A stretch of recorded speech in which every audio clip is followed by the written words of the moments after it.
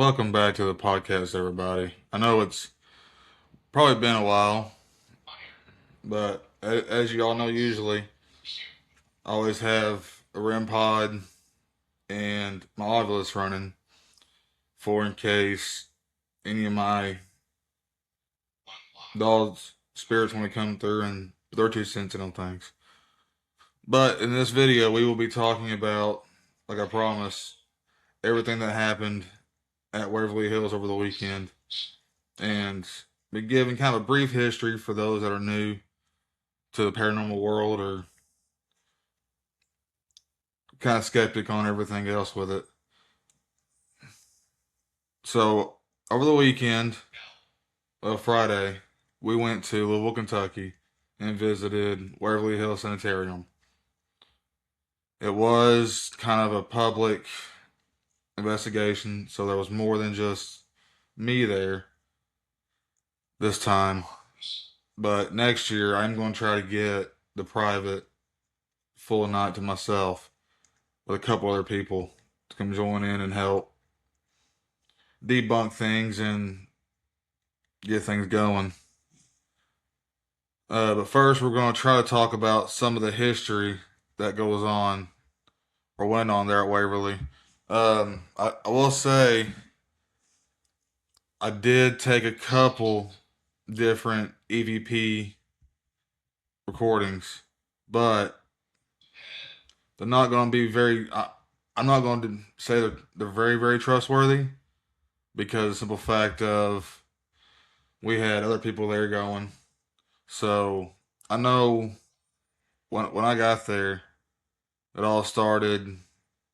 The tour started, and they kind of gave us the rundown and the story of all the floors and what's to be seen. But for those of you who have never heard of Waverly or heard of anything haunted or paranormal, I will be giving a quick, brief rundown of the building and history. Waverly originally opened up in 1910 as a wooden two-story building that only housed roughly 40 to 50 patients that was diagnosed with tuberculosis during the start of the outbreak. The building added two wings and became what it is now in 1924 due to a high demand for a more spacious TB hospital, which housed up to about 400 patients from what my research has said. Like I said, I am going to be reading notes as we go along to kind of help with jog memory. But before modern antibiotics, treatment relied on fresh air, sunlight, and some drastic surgeries like collapsed lungs. They'd put balloon in the lungs to try to help keep it inflated, but a lot of times that didn't help during surgeries and all that. The hospital eventually shut down in 1962 after a cure was created and proven to work. They finally closed the doors. In night, they closed in 61 and reopened in 1962 and became the Woodhaven Geriatric Center, and then was eventually shut down in 1982 and purchased in 2001 by the new owner, Tina. I can't remember her last name, so sorry about that. And is now listed on the National Register of Historic Places. When I got there, it was about 9:30 that night when I arrived, which I couldn't get in until 11:30. But when I pulled in, I got this weird, like, I don't want to say creepy feeling, but uneasy when I first arrived. at the facility. Um, the staff was really cool about everything. And for those of you who don't know how public investigations work there, when you arrive, get there. I got there like I said 2 hours early, but you get there around 11:30. Gates open. Go in, check in, park, and they have you watch kind of a brief history and like little bits and clips of the people that's came through and investigated, like Ghost Adventures, Taps, and stuff like that. And then they kind of give you the, rundown the history of the building and the hauntings, and then take you on a kind of a guided tour. Um, the first floor, of course, I'm gonna kind of give backstories as I explain my experiences, but the first floor consists of the lobby, the body chute, and the morgue. Um, I did start at the body chute, which this one girl I talked to, she said most of the activity was kind of midway down the body chute and about, I think she said towards the upper end of it, which I personally didn't get much from the body chute. I got some REM pod activity going on during the short investigation I did there. But I tried the lobby, and apparently the backstory in the lobby is where they have their vault. Well, where the vault is a big still room, and supposedly there's a sweet old lady that likes to come out and speak with you and talk. And then in the corner of the vault of the lobby, there's a man that has been seen, his figure standing there in the corner, and he does not like women at all, from what we was told. Um, as I was heading to the lobby, I ended up running into a group. It's actually kind of local to me, and they said they didn't really pick up on nothing there either. I tried, I didn't pick up on nothing really, but the tour guide did say that the first group she had for the night that was super active with things happening and anomalies and figures and stuff like that. So that gave me a little hope in the night being active. And then, like I said, whenever I went to the body shoot, I didn't get much. Whenever I went to the lobby, I didn't get a whole lot. Um, I ran REM Pod, Spirit Box, Ovulus. I did forget to take my cat balls, which kind of bummed me out. But for the lobby and the body shoot, I didn't get much. Now the morgue is a different story. The morgue was actually fairly active. Um, I had mostly REM pod um, activity go off there. Whenever I first started in the morgue, I'll try to include a picture of what the morgue looks like, just so you can get an idea what I'm talking about. But there is like a shelf, 3 tiers of where they put the bodies in, which I forgot to mention that I think I heard 63,000 people died there in the time it was open. But in the morgue, I set my REM pod on the second body shelf, and it started out, temperature sensor going off red and a little bit of green and yellow. But as I was closing the session out, it went all the way up to purple. and kind of flash between. I think it's blue and purple, the last two colors. Excuse me, but that was the most I got out of the morgue. I did live stream the first morgue visit, and I was told to play hide and seek. The guy that's supposed to be haunts the morgue likes hide and seek, and I was told if you put the REM pod out, go hide. Tell him you want to play hide and seek, and when he finds you, touch the REM pod.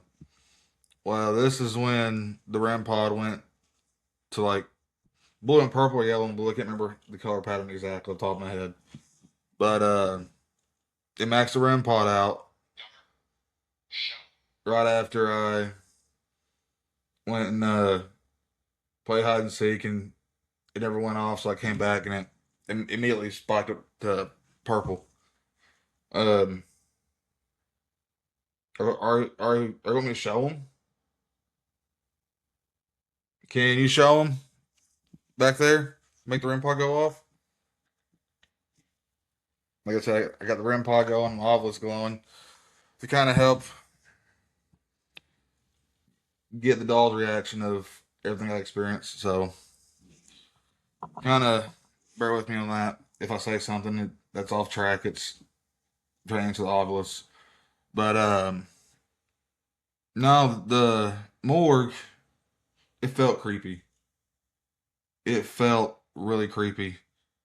And then the group that I went with at the end of the night, we went back and kind of messed around for the last 15, 20 minutes or so of our allowed time there. And it got pretty wild with them there. Mainly more, spirit box, um, more spirit box communication than anything.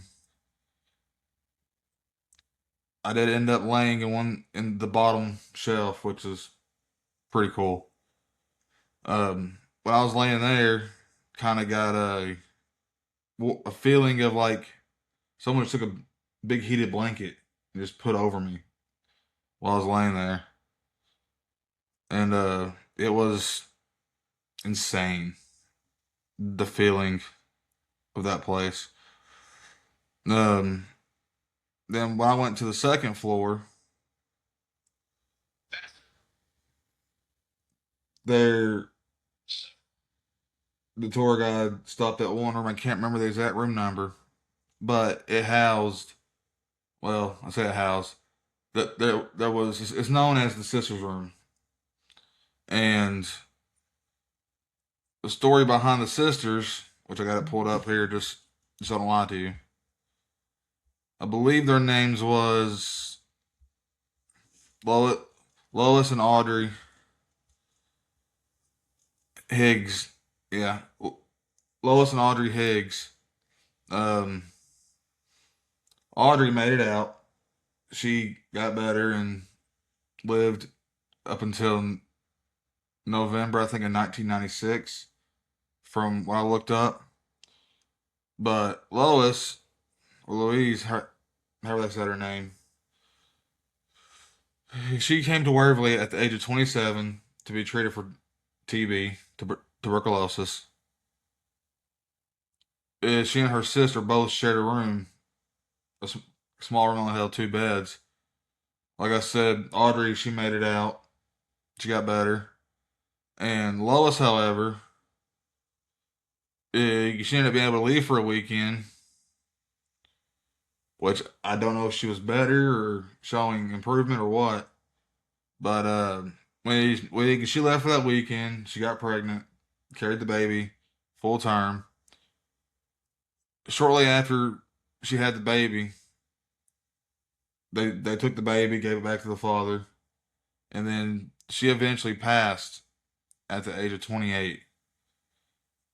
And like I said, her sister recovered and left the sanitarium. Um, Supposedly, according to what the tour guide said, people seen her apparition kind of in the hallway behind the room. And I'm getting goosebumps just talking about the shit. I don't know if y'all can tell, but um, whenever the tour guy was talking about it, I got this more or less not heavy, but kind of like an emotional, sorrowful feeling whenever we was going through and doing that tour of that room. Tour guide did say that she loved Elvis, and people that have played Elvis and the song's finished have gotten more activity from that room. Well, in that room, I did the REM pod, spirit box, and the flashlights.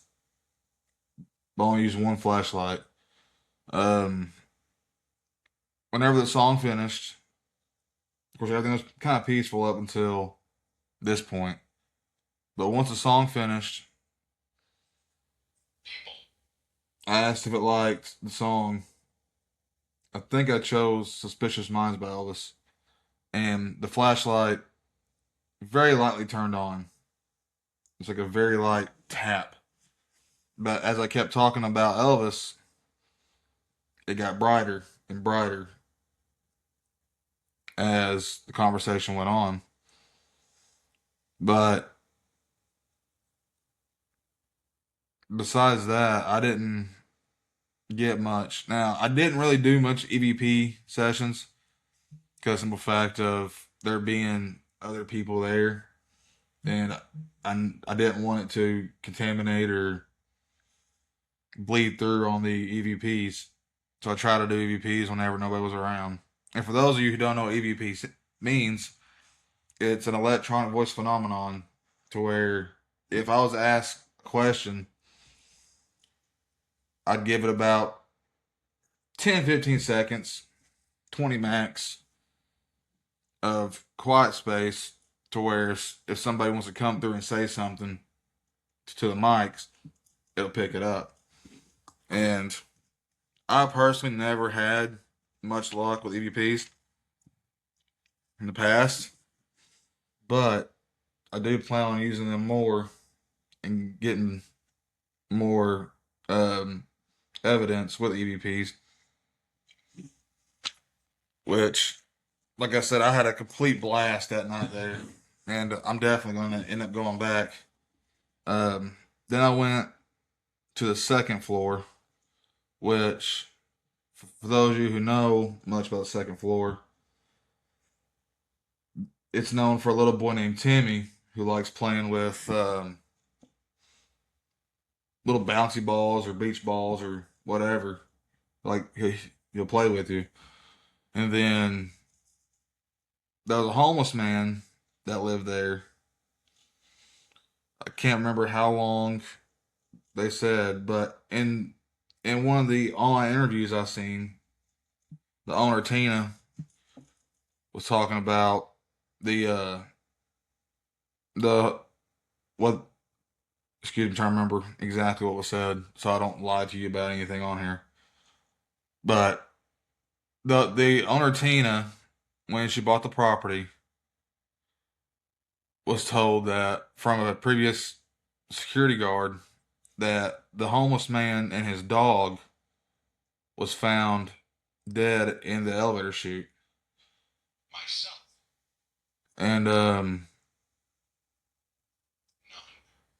the tour guide showed us an EVP that was taken by one of the other tour guides from, I forgot how long ago she said it was, but she said that, well, of course, well, the EVP recording was clear as day. But she said that the tour guide and her husband left an EVP recorder sitting on the desk in the room where the homeless man stayed. And whenever they left, they heard like a very faint like dog barking sound. Well, on the EVP recorder, you well on the EVP recording. Sorry, I'm all fluster minded trying to remember everything. But you heard what sounded like a dog barking clear as day, followed by a man's voice that was kind of illegible to make out. I couldn't hear what the man was saying, but I did try to get an EVP from that room, and I will play it for you live. I tried listening to it, but I didn't personally hear nothing. So we're gonna pull it out and see if y'all hear anything. I just gotta make sure I go to the right one. There's a couple of them on here that I tried that night.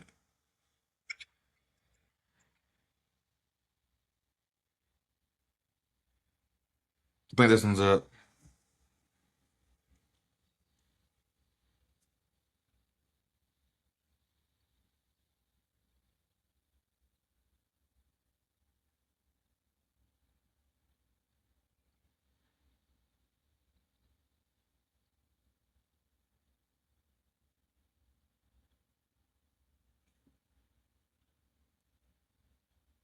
Wait a minute.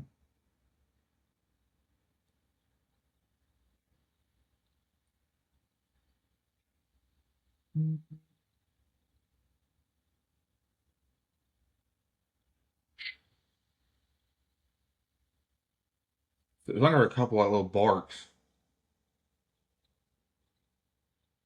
I'll play that back and see if y'all hear it as well.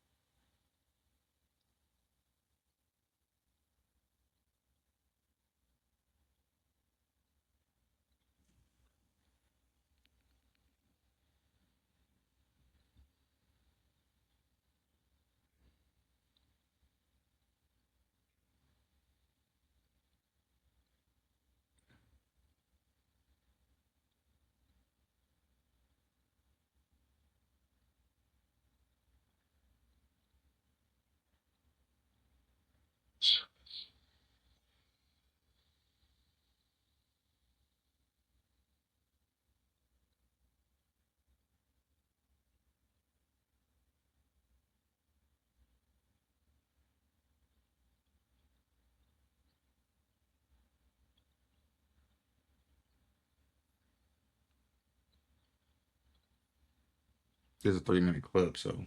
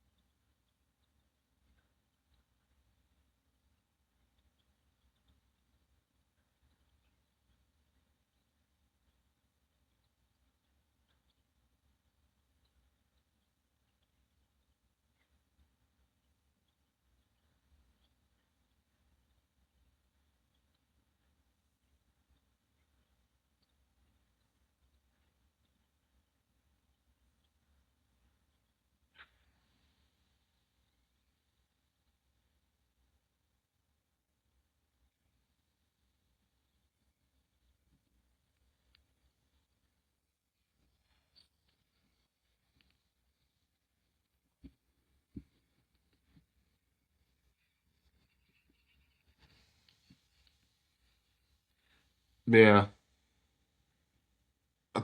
At the very beginning, I feel like I heard more of a dog barking than anything, but very faintly. Um, yeah, I tried getting in contact with Timmy and didn't really get nothing. Like I said, I'm gonna try to go back another night and see what all we can pick up on. Um, Let me try to remember because I don't think I remember much about the third floor. So let me try to look up real quick and see what was said about the third floor because there wasn't much to do with the third floor. Okay, so I was wrong. It was the third floor. That was a little Timmy. But then apparently, according to this, there's another little spirit that runs around there. A little girl is frequently sighted running and playing throughout the third floor, which I don't remember us talking about that much. And some shadow figures also, which I didn't really experience much from the third floor. Hi, Emily. And like I said, I don't remember much from the third floor, but, but like I said, I'm still trying to remember everything that went down and to remember everything the tour guys talked about also. So just bear with me. Um, the fourth floor, that was where I had some fun later in the night, but there was a room. Well, first, let me tell you what is expected. Well, what not really expected, but what's been spotted on the third floor. I mean, the fourth floor. From what the tour guide told us, the fourth the fourth floor is known for, excuse me, um, being the most popular for people seeing shadow figures. Um, and she told us best way to visually see something is turn all lights off, sit down at one end of the hallway, and let your eyes adjust and look. But between, like I said, everything going on with it being a public investigation and me not having the building myself, there wasn't much I could really do with, full darkness and all that. But throughout the end of the night, this is when me and that group originally met up, which on the fifth floor, but we'll talk about that later at 502. But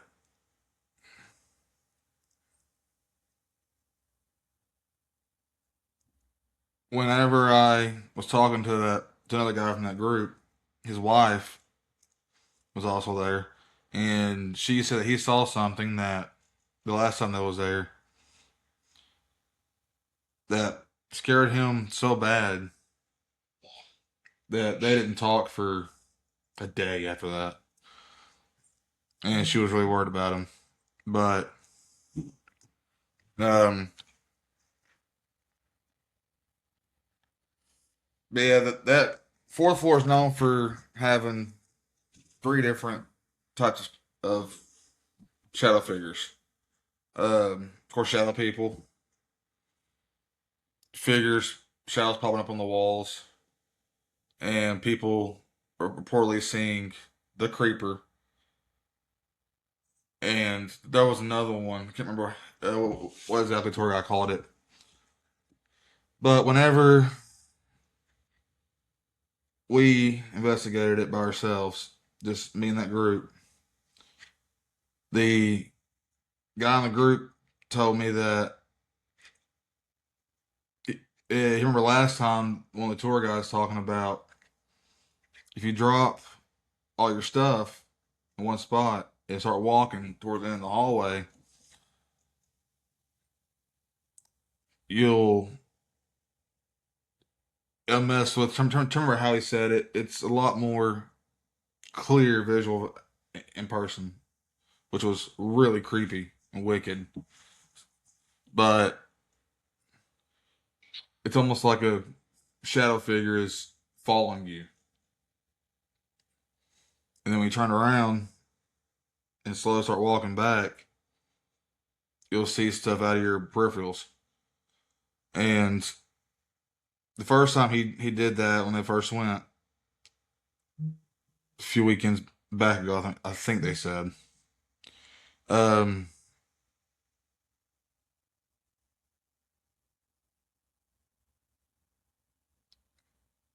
trying to remember how exactly he described it. He said it had like glowing red eyes and sharp teeth, and I could tell it bothered him just talking about it, which was insane.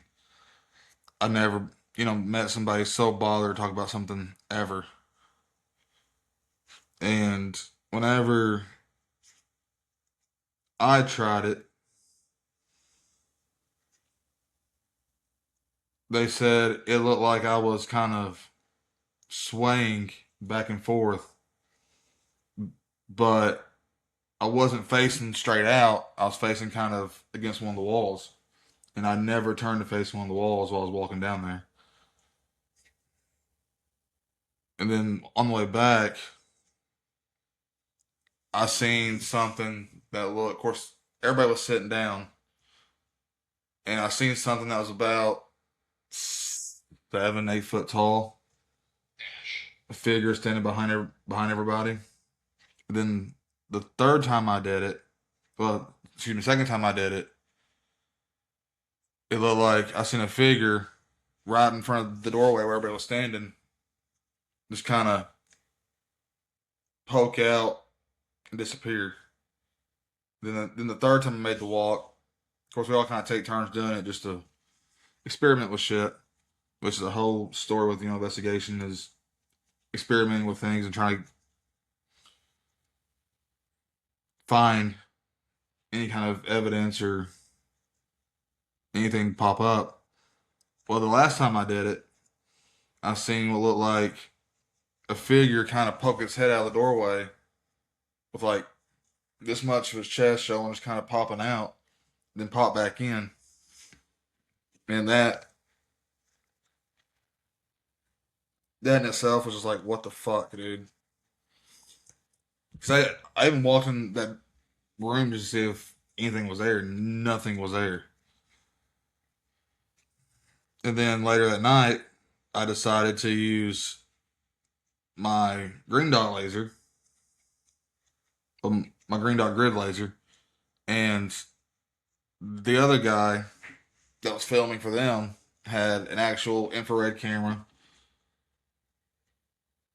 and me and one of the other girls was sitting there just kind of watching the lights, the little dots, and the grid, and we saw what looked like to be a solid green dot floating across from one doorway to another across the hallway. And whenever the guy filming on his camera looked at it, it was an orb, clear as day, across the camera screen. And it just, I thought it was pretty cool. Most people probably freak out over shit like that, but I thought it was pretty cool at how well them cameras can pick up stuff with good infrared night vision. But yeah, on the first, yeah, that was the last little bit of the fourth floor I did. Then whenever I ended up going up to the fifth floor finally, and finally getting to see 502. For those who don't know, 502 is one of the most popular uh, spots in the hospital for activity. It's been known to see, a couple shadow figures walking around. But at 502, there's been a couple things happen up there. which I'm going to talk about also. In 1928, like I said, I'm reading notes just so I get my facts right. In 1928, a nurse named Mary Hellenberg was found hanging from one of the light fixtures. Um,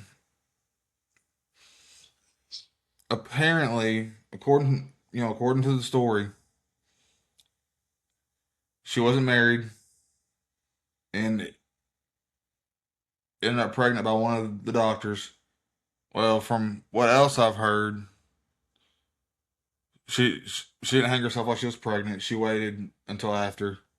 Apparently, she put the baby down in one of the wells before she eventually hung herself.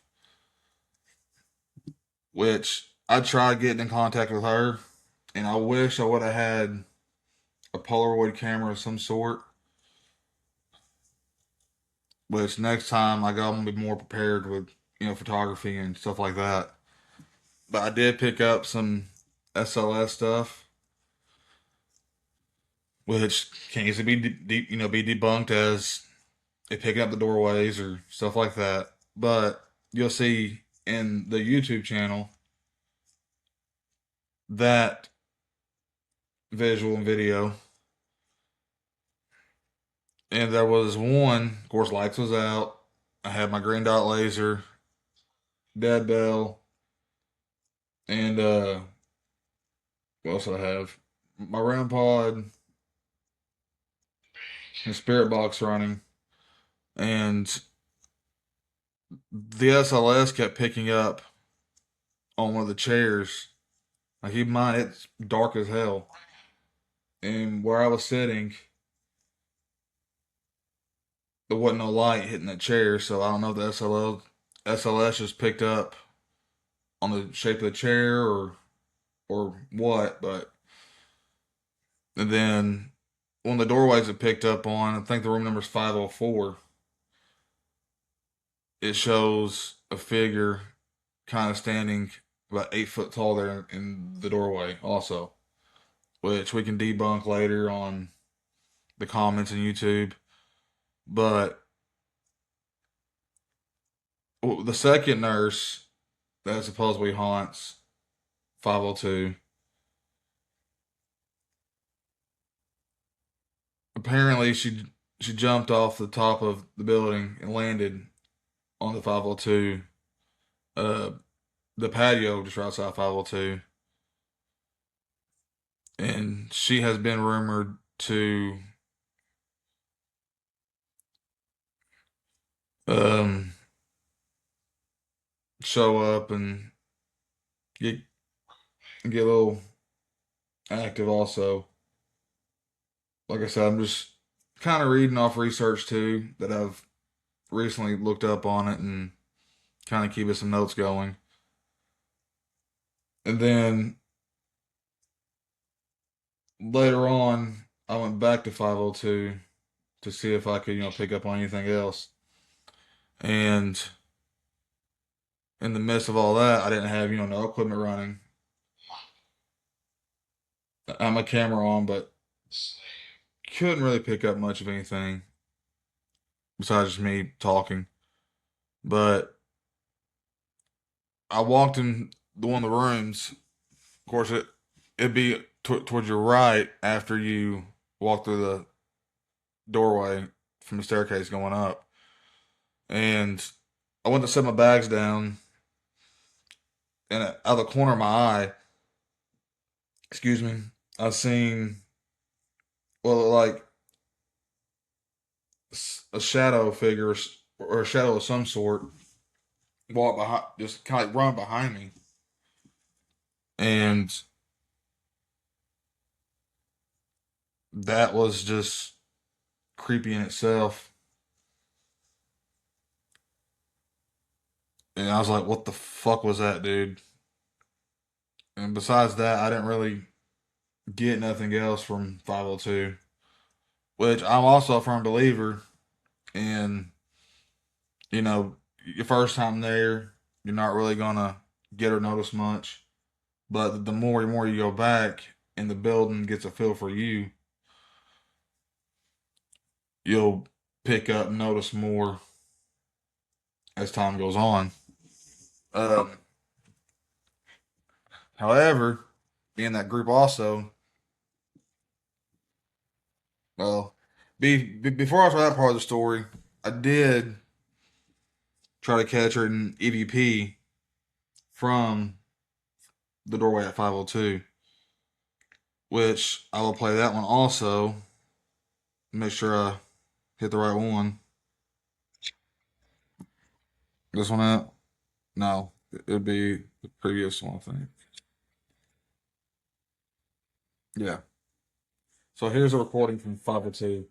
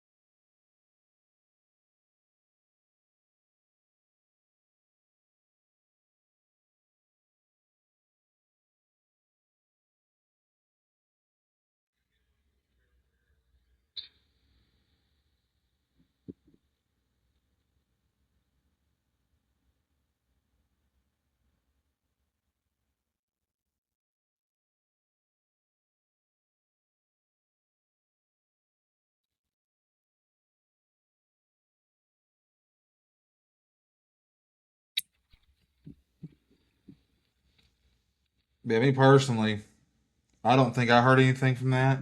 So if y'all hear anything, you can go ahead and drop it down in the comment section below. But yeah, 502, it felt sad to me. Like a heavy, heavy sad from what I picked up on. Then after 502,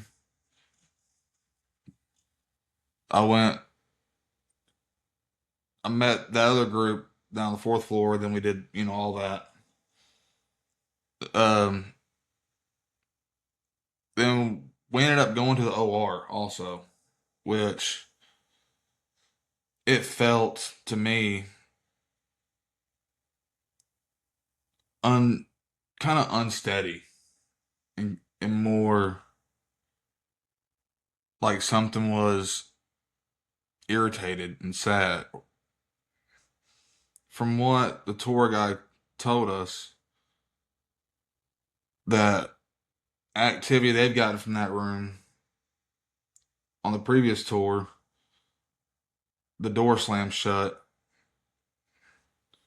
and there's a picture she had that one of the customers took, and it was like she was gone. Her face wasn't there, her body wasn't there. Only thing you seen was her clothes, and you seen the customers, which I wish I would have got more big photographic footage for y'all, but I honestly wasn't thinking about it. And whenever I do go back, I will take more photographs and better video and all that stuff.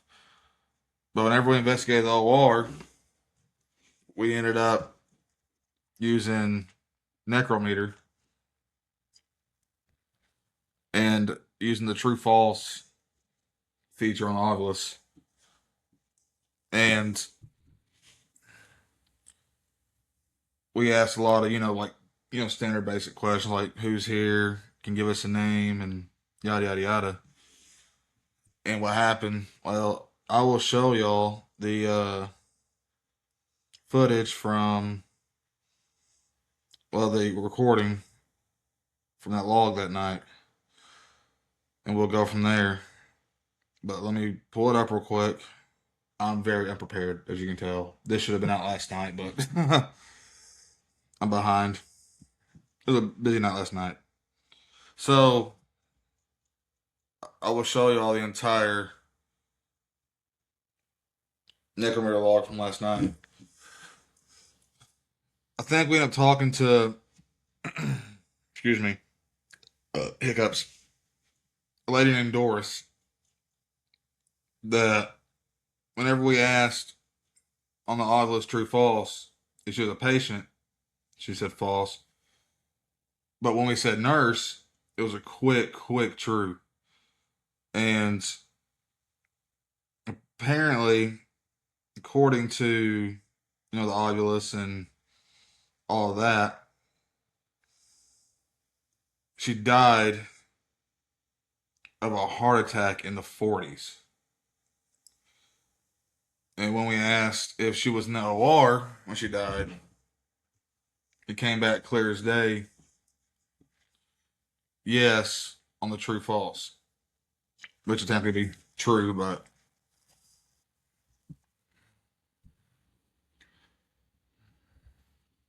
we did have the EMF spike a little bit, and the REM pod. Whenever we'd ask, certain questions, the temperature sensor would go off, which I thought was really, really cool. And I'm assuming that would have been more of a yes. And if it would have been more, going green, I would take it as a no, probably. But yeah, from everything I gathered from Waverly, it's definitely a spot worth checking out if you ever get a chance to go to one of the public investigations and tours. And like I said, we'll be going back in the near future, probably the next time I'm home. Come Tuesday, we will be filming for the Ross house and investigating the Ross house. So, and I'll be coming back on the podcast to talk about everything we found and got from the Ross house and try to break down all the trying to think of the word. Everybody all the evidence and try to kind of debunk that as well. But until then, I'd like to thank everybody for coming and joining in and listening to me blabber about my experience at Waverly Hills. If y'all like this kind of content and talking about places I've been and things I've experienced there, you can follow the Spotify page.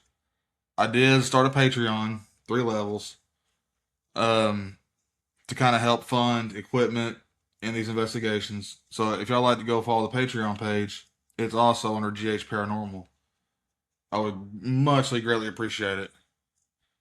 But until then, all y'all stay spooky and scary, and I will catch y'all on the flip side.